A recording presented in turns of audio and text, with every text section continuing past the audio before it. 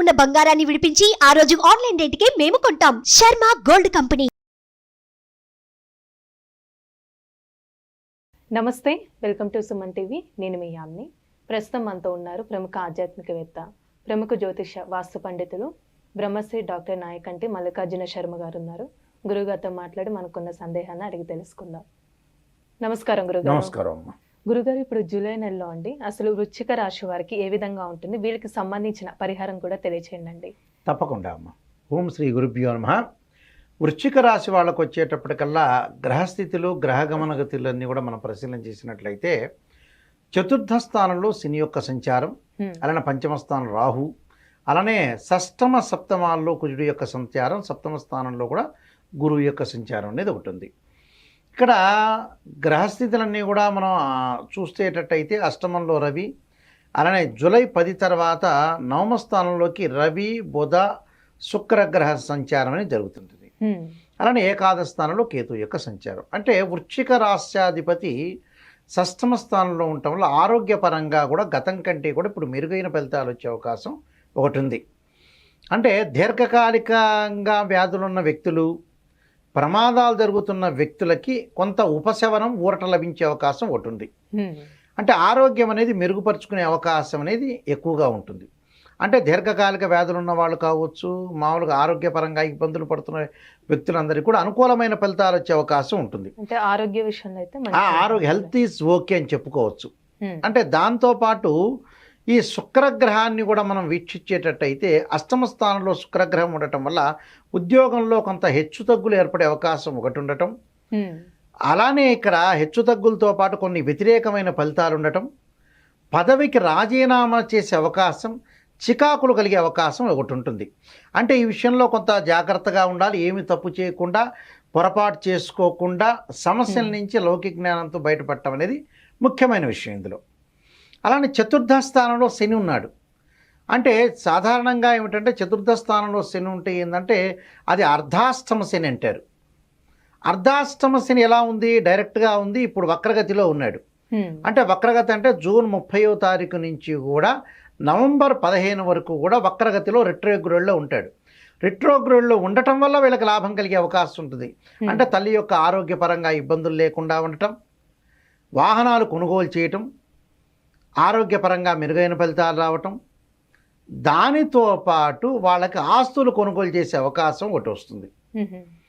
అలానే వాహనాలు కొనుగోలు కూడా జరుగుతుంటుంది. అంటే వాహనాలు రిపేరు కొనుగోలు చేయటం ఒకటి. అలానే రకరకాల కోర్టు సమస్యలు కుజుడి వల్ల కూడా పరిష్కారం కావటం, అన్నదమ్ముల మధ్యలో సఖ్యతగా ఉండే అవకాశాలు ఎక్కువగా ఉండే అవకాశం అనేది ఒకటి ఉంది.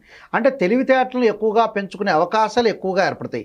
అంటే చిన్న చిన్న విషయాలను సులభంగా అర్థం చేసుకోవటంతో పాటు కొన్ని క్రయ విక్రయాలు, అంటే అమ్మటము లాభాదేవులు, అంటే ప్రాఫిట్ అండ్ లాస్, అంటే లాభాలు అనేవి బాగా ఎక్కువగా రావటం ఒకటి, మిశ్రమైన ఫలితాలు ఉండటం ఒకటి. అలానే తోబట్టువుల నుంచి కూడా కుజుడు వల్ల మద్దతు లభించే అవకాశం ఉంటుంది.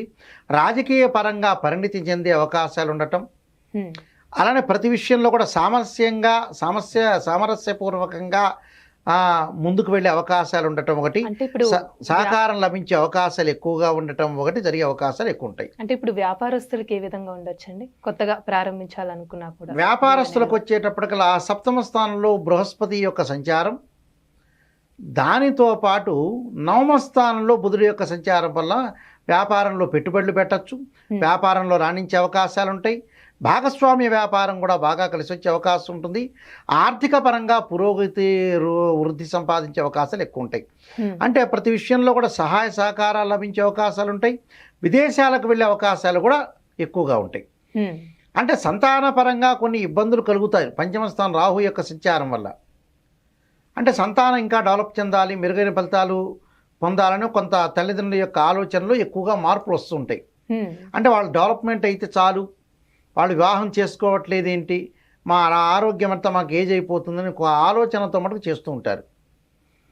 కానీ వివాహం కానీ స్త్రీ పురుషులకు మటుకు వృశ్చిక రాశి వాళ్ళకు వివాహాలు జరిగే అవకాశాలు ఖచ్చితంగా ఉంటాయి.